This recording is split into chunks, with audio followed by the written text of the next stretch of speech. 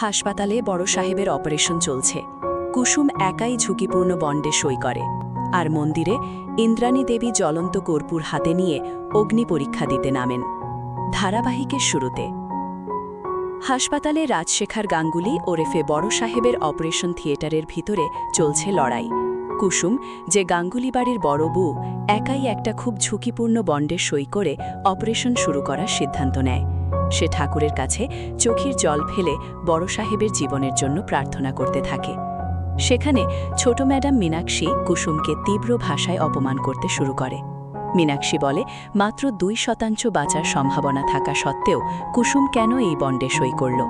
তার মতে, বড় সাহেবের যদি কিছু হয়ে যায় তাহলে ইন্দ্রাণী দেবী কোনোদিনও কুসুমকে ক্ষমা করবেন না, তাকেই বড় সাহেবের খুনি বলে সাব্যস্ত করবেন।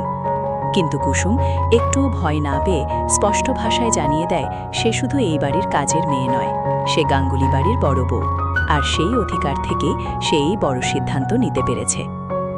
এদিকে হাসপাতালে ছুটে আসে সিদ্ধার্থ। সে মীনাক্ষীকে স্পষ্ট ভাষায় ধমক দেয়। সিদ্ধার্থ সবাইকে বুঝিয়ে দেয় মীনাক্ষী নিজে দায়িত্ব নিতে ভয় পেয়েছিল বলেই কাগজে সই করতে এত দেরি করেছে, আর তার এই দেরির জন্যই আজ দাদার জীবনের এত বড় ঝুঁকি তৈরি হয়েছে। সিদ্ধার্থ কুসুমের সাহসের প্রশংসা করে, বলে কুসুম ঠিক সময়ে ঠিক সিদ্ধান্ত নিয়ে গাঙ্গুলি পরিবারকে বড় বিপদ থেকে বাঁচিয়েছে। ঠিক তখন ডাক্তার এসে জানায় তারা অপারেশনের সিদ্ধান্ত নিতে অনেক দেরি করে ফেলেছে, তাই রোগীর অবস্থা খুব সংকটজনক। এই মুহূর্তে কিছুই বলা যাচ্ছে না।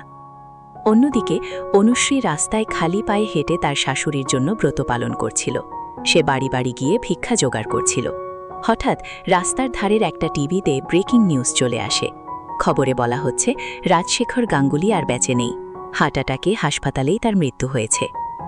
এই ভয়ানক ভুয়া খবর দেখে অনুশ্রী কান্নায় ভেঙে পড়ে। সে বিশ্বাস করে নেয় যে সত্যিই তার শ্বশুরমশাই আর নেই। গভীর শোকে তার হাতের ভিক্ষার ডালা আর সব সামগ্রী মাটিতে পড়ে যায়। এভাবেই তার ব্রত অসম্পূর্ণ থেকে যায়। মন্দিরে ঈশান আর আয়ুষও এই ভুয়া খবরটা দেখে ফেলে। ঈশান রাগ সামলাতে না পেরে যে লোকটা খবরটা দেখাচ্ছিল তার ফোন কেড়ে নিয়ে চিৎকার করে ওঠে। ঈশান স্পষ্ট বলে দেয় তার বাবার অপারেশন চলছে, এই খবরটা সম্পূর্ণ মিথ্যে। দুজনে মিলে ঠিক করে এই মিথ্যে খবরের কথা কোনোভাবেই তাদের মা ইন্দ্রাণীকে জানানো যাবে না, কারণ মা এই মুহূর্তে স্বামীর জীবন ভিক্ষা চেয়ে কঠিন ব্রত পালন করছেন। এই খবর পেলে তিনি মানসিকভাবে ভেঙে পড়বেন। ঠিক তখন পুরোহিত মশাই খবর পান যে অনুশ্রীর ব্রত মাঝপথে ভেঙে গেছে। তিনি ঈশানকে জানান বাড়ির বউয়ের ব্রত ভেঙে গেলে শাশুড়ি মায়ের ব্রত আর সফল হবে না। এটা শুনে সবাই হতাশ হয়ে পড়ে, কিন্তু ইন্দ্রাণী দেবী সিদ্ধান্ত নেন তিনি একাই এই কঠিন ব্রতের শেষ ধাপ অর্থাৎ অগ্নি পরীক্ষা দেবেন। পুরোহিত তাকে বলেন 2 হাতে জ্বলন্ত কর্পূর রেখে তাকে 11 বার দেবী মূর্তি প্রদক্ষিণ করতে হবে। ইন্দ্রাণী দেবী একটুও দ্বিধা না করে জ্বলন্ত কর্পূর নিজের খালি হাতে তুলে নেন। তার রক্তাক্ত পা আর হাতের যন্ত্রণার দৃশ্য দেখে আয়ুষ আর ঈশানের চোখে জল চলে আসে। আয়ুষ তখন ভিডিও কলের মাধ্যমে কুসুমকে সবটা দেখায় আর অনুরোধ করে অনুশ্রীর অসম্পূর্ণ ব্রতটা সম্পূর্ণ করার দায়িত্ব নিতে। মন্দিরে সবাই যখন ইন্দ্রাণীকে নিয়ে চিন্তিত, ঠিক সেই সময় সেখানে ঢুকে ছোট ম্যাডাম মীনাক্ষী। সে ইচ্ছে করে ইন্দ্রাণীকে সব সত্যি কথা জানিয়ে দেয়। তীব্র ভাষায় বলে অনুশ্রী ব্রত ভেঙে ফেলেছে আর কুসুমও হাসপাতালে বন্ডে সই করে দাদার জীবন বিপন্ন করেছে। ইন্দ্রাণী দেবী যখন সব আশা ছেড়ে দিয়ে হতাশায় ডুবে যাচ্ছেন, ঠিক তখনই সেখানে কুসুম এসে হাজির হয়। সে সবাইকে চমকে দিয়ে জানায় বড় সাহেবের প্রাণ বাঁচানোর জন্য সে নিজের প্রাণও দিয়ে দিতে পারে।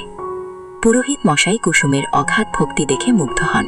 তিনি মন্ত্র পড়ে কুসুমকে শুদ্ধ করেন আর তার হাতে নতুন কাপড় আর ভিক্ষার ঝুলি তুলে দেন। কুসুম মনে মনে ঠাকুরের কাছে প্রতীক্ষা করে সে যে কোনো মূল্যে এই মৌনব্রত সম্পূর্ণ করে নিজের বড় সাহেবকে সম্পূর্ণ সুস্থ করে তুলবে।